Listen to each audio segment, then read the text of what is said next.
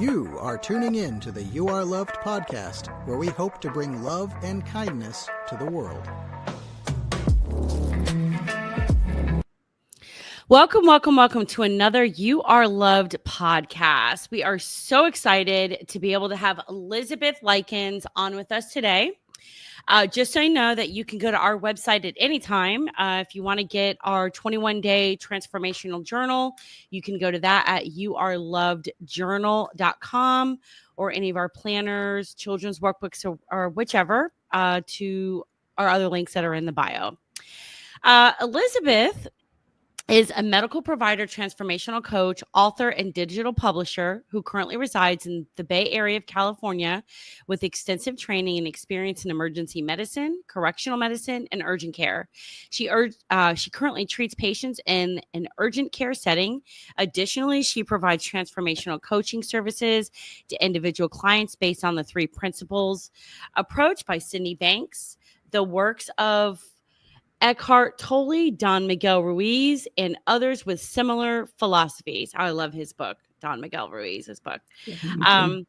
Elizabeth attended medical school at the University of Washington School of Medicine and trained in emergency medicine at the University of Nebraska Medical Center. She's been practicing medicine since 1996. She's received additional training and certifications in NLP, transformational coaching, EFT, CBTI, clinical hypnotherapy, and life success coaching. To learn more about her, you can always go to her website at elizabethmlykins.com, which the link will be in the bio. Welcome, Elizabeth. Thank you so much for hopping on with us today. Really appreciate it. Thank you for having me. So you've spent decades in medicine. I'm sure, as if you've done emergency, for sure, high pressure, urgent setting. So what drew you into like the transformational coaching, and how did that shift begin in your own life? Well, actually, I was still working in emergency medicine and very burned out. And I started seeing people for what do they want from me rather than seeing what they needed. And I didn't like it.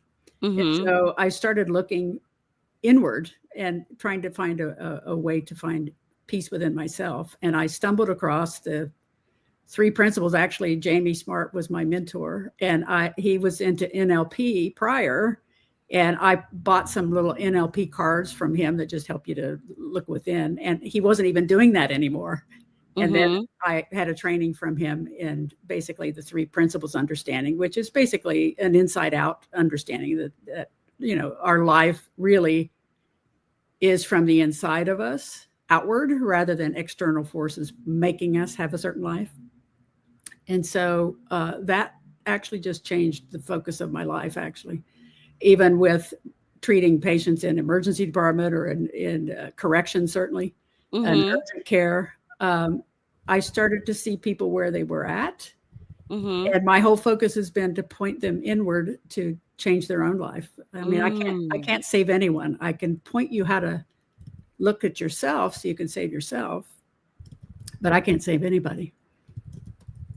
Okay. And so, yeah, because I'm sure also that a lot of times, like in emergency situations, the result of people not being, full or whole on the inside as well, right? Yes, that's a lot of what drives them there. And actually, a lot of emergency medicine is a lot of social problems, drug abuse, alcohol, violence, psychiatric issues. There are very few emergencies where you're resuscitating people throughout the course of your shift. It's a lot of social issues. So that's always at the backdrop of almost anything that someone's there for. Oh, yeah. Yeah. Well, yeah. One time I went to an emergency room to sew up in between my toes, but that was because I was running to go get my phone because it was ringing, and I split it between the wall. That was very painful. So maybe that was kind of social because I was addicted to my phone, which I probably still am.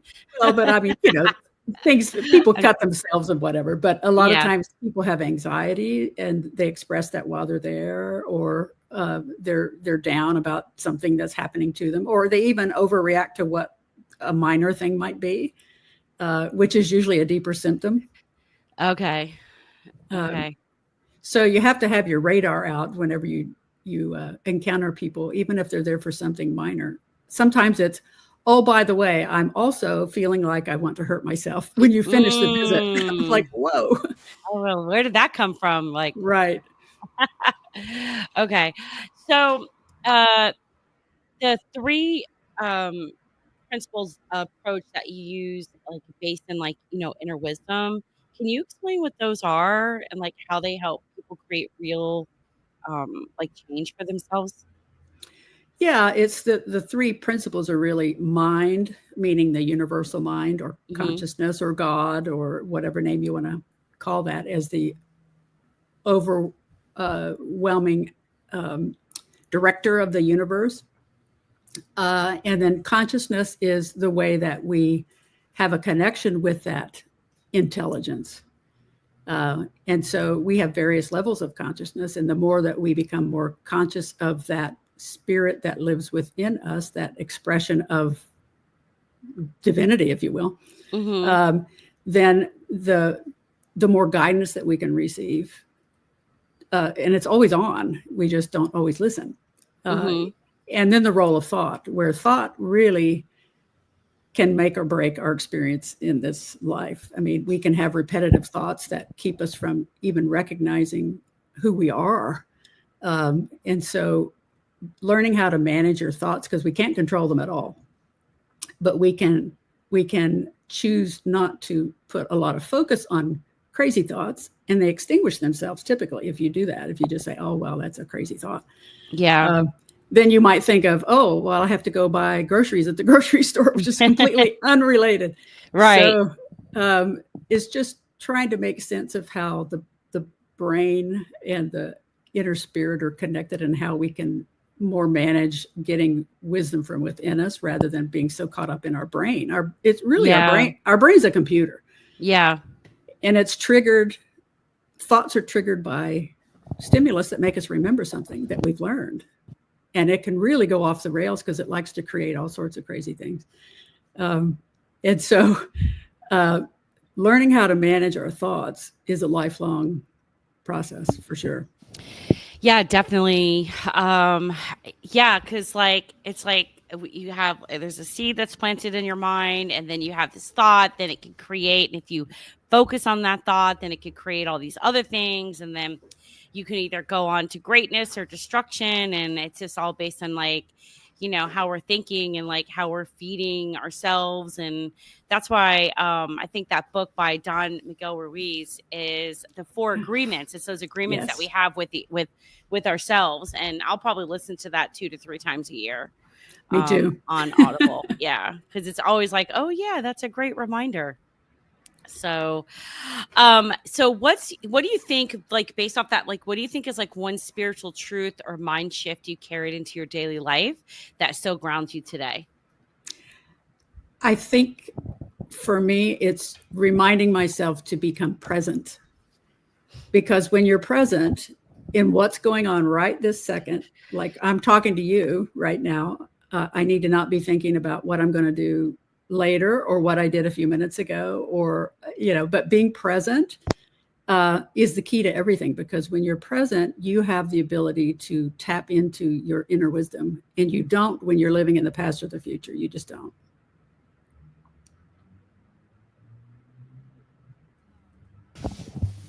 Sorry, I keep messing with my microphone. All right. No, that's so you saying, can you expound on it a little bit, please? Because you said like living in the present or the future. Can you say that again? Yeah, living in the past. So if you're just thinking about the past, we really don't have any control over that whatsoever, because it's already it's done, and it can consume your life. It consumed my life for the first half of my life, wanting to fix things that just happened. I can't fix what's already happened. And then you get this magical thing in that, and you recreate that same scenario over and over in your relationships in an effort that's usually unconscious to fix what you think is broken. And so you're attracted to things that recreate that same nightmare over and over and over. And so if you are living in the future, that's even more nebulous. I mean, no one can control the future. We don't even have any idea if it's even going to happen the way we imagine it. No, thankfully it doesn't. Yes, thankfully it doesn't, because we can imagine all sorts of horrible things. Yeah. And you know, in the emergency department in particular, in urgent care, I'll have people come in and they are in a complete panic about something that is just completely made up in their mind. They think some horrible thing is going to happen in the future and it's not even present. And so I try to bring them back into the room mentally. And then you can just see this wave of just this load comes off of them when they realize that right now in this room, you and I are okay, right? And they're like, yes. And so the power is in the present. When you're distracted with your thoughts elsewhere, you can't be in touch with yourself at all. And, you know, it's a struggle. And I've been doing this, for about 15 years. And it's still a struggle every minute of the day to bring yourself back. When you feel yourself going off the rails, that's usually a tip off that your thoughts are kind of cuckoo. And then you just have to adjust. Okay, what am I thinking that's making me feel like this? Yeah, that's so true. So when women, they kind of get like stuck in their story when we're talking about different things like that, and whether it's from like trauma, burnout, or like chronic self-doubt, like a lot of these people that you've seen in the emergency room, what do you think is like their first step to freedom? Well, I have limited time with them in that setting, but basically I have a list of resources that I give them, like in Don Miguel Ruiz's book is one of them, actually, The 4 Agreements, that can help them to just begin to understand that there's nothing wrong with them. There's really nothing wrong with them. They have just been taught that there is. And so once you can realize that you're not broken as a spirit, you're fine. It's just all these layers of conditioning. And honestly, a lot of it comes from trauma, whether it's physical abuse, verbal abuse, neglect, sexual abuse, all sorts of trauma. And I would say there's a lot more trauma in women and men, but a lot more trauma with women that's even reported. Yeah. And you just carry that with you and in your personality. You can just see it. They wear it in their face, the sadness, no matter what's happening with them, there's deep sadness in their eyes. So trying to get them first to realize, which is really shifts the needle if they were open to that there's nothing wrong with them. They're not really broken. They've just been taught that they are. Yeah. By life. Yeah. Yeah. The lies that other people, society, themselves have told to themselves, Correct. Yeah. So I think that's one of the reasons why, like, I loved my brand so much, and that when we did it, it was just teaching people that they're loved. And I feel like I had kind of like, even though we've had it for 4 or 5 years, the podcast we started last year, but it was just like kind of like a revelation. And I just really had a revelation the other day that like, I'm worthy, I'm enough, I am loved, because those were areas that I struggled, with self-doubt and different things like that with myself. And just had my own revelation with that. And it was kind of like a freeing, it was freeing, really, instead of like, I felt like I broke chains off of me, It is very freeing. And to realize that, and we always have to keep reminding ourselves of that, certainly, but to realize that you did not deserve anything that happened to you, nothing, you didn't deserve it, is very powerful. Right. Yeah, that's so true. Yeah. So that's exciting. So what's like your next step? So you have your coaching, you were in emergency. Are you still doing medical emergency or urgent care? Urgent care. You're doing that now. Okay. Yeah. It's kind of the best of both worlds, where if something is too complex or they need a lot more services than we have, then we have local emergency rooms we can send people to. So it is less chaotic less emotionally draining at the end of the day. Yeah.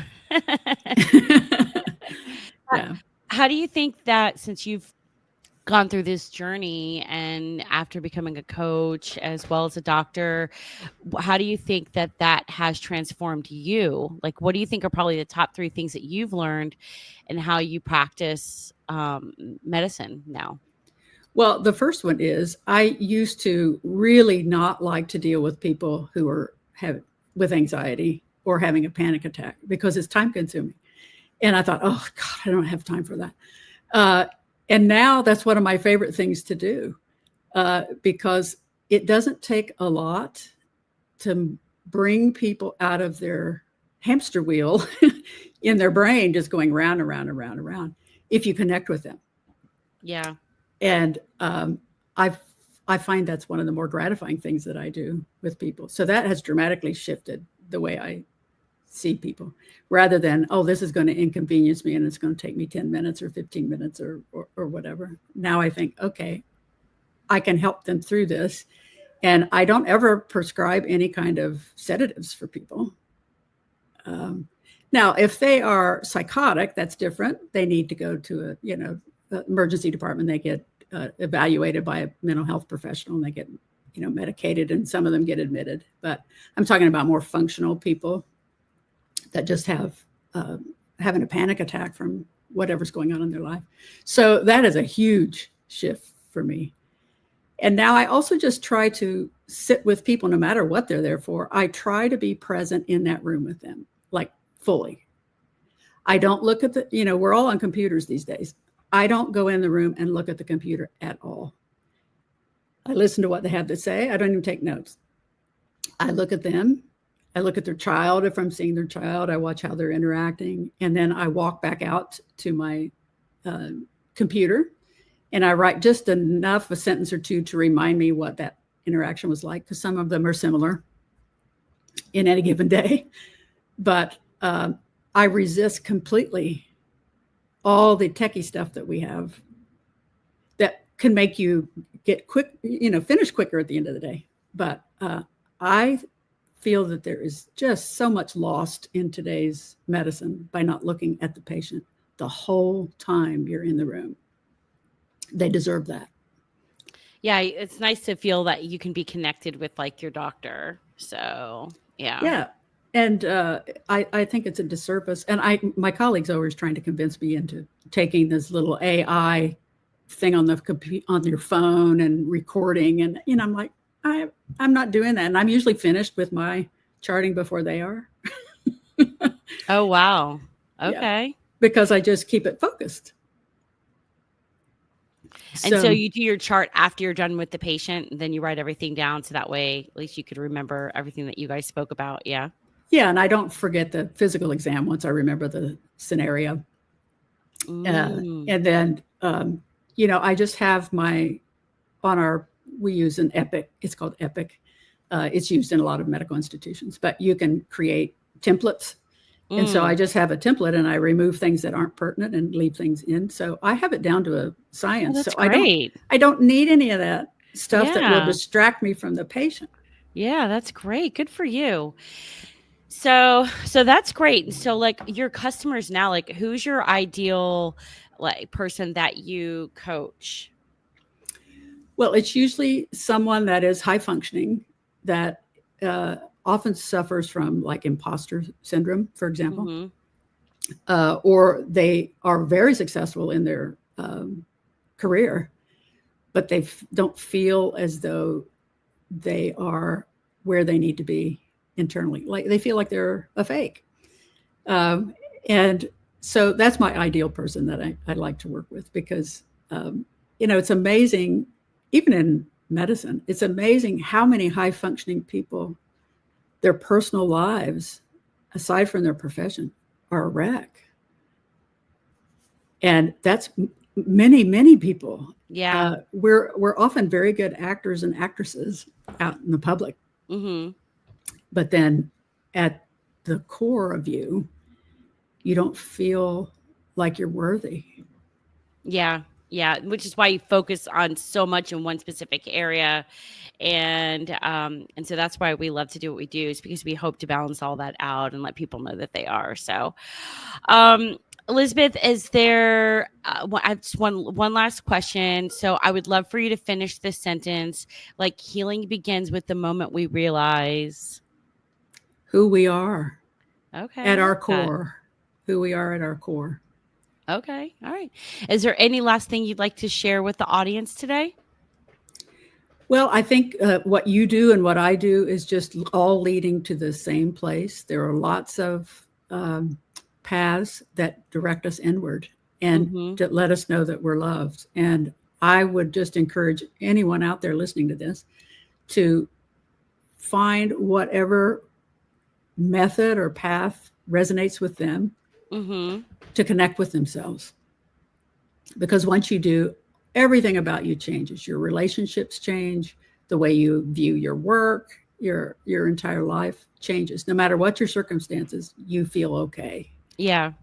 Yeah, I agree with that. So, well, Elizabeth, thank you so much for coming on. I really appreciate it. Oh, you're welcome. And thank you for doing what you do and helping to change lives and saving people's lives. Oh, thank you. Okay. Thank you for what you do. Oh, thanks. All right. Have an amazing day. You too. All right. Bye-bye. Bye.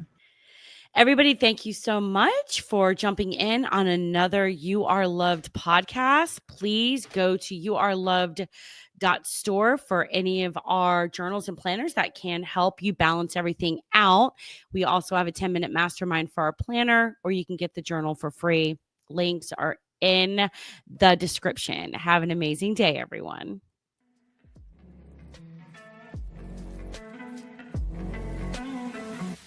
Thank you for tuning in to another episode of You Are Loved.